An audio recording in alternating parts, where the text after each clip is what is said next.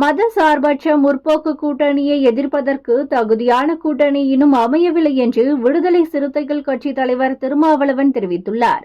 கடலூர் மாவட்டம் சிதம்பரத்தில் நடைபெற்ற பல்வேறு நிகழ்ச்சிகளில் திருமாவளவன் கலந்து கொண்டார். பின்னர் செய்தியாளர்களிடம் பேசிய அவர், கல்வி, பொருளாதாரம், தொழில் வளர்ச்சி ஆகியவற்றில் இந்தியாவில் தமிழ்நாடு முதலிடம் வகிப்பதாக கூறினார்.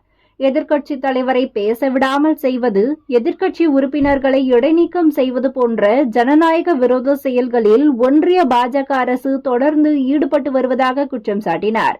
அதிமுக தலைமையிலான கூட்டணி இன்னும் கூட்டணியாகவே வடிவம் பெறவில்லை என்பதுதான் யதார்த்தமான உண்மை என்றும், மதசார்பற்ற முற்போக்கு கூட்டணியை எதிர்ப்பதற்கு தகுதியான கூட்டணி இன்னும் அமையவில்லை என்றும் திருமாவளவன் தெரிவித்தார்.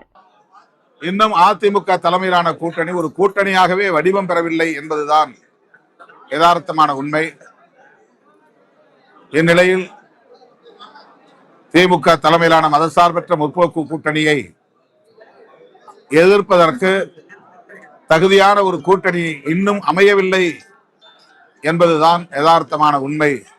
எனவே இந்த தேர்தலில் மீண்டும் தமிழ்நாட்டு மக்கள் எங்கள் கூட்டணிக்கே பேராதரவு நல்க வேண்டும் என்று விடுதலை சிறுத்தைகள் கட்சி வேண்டுகோள் விடுக்கிறது.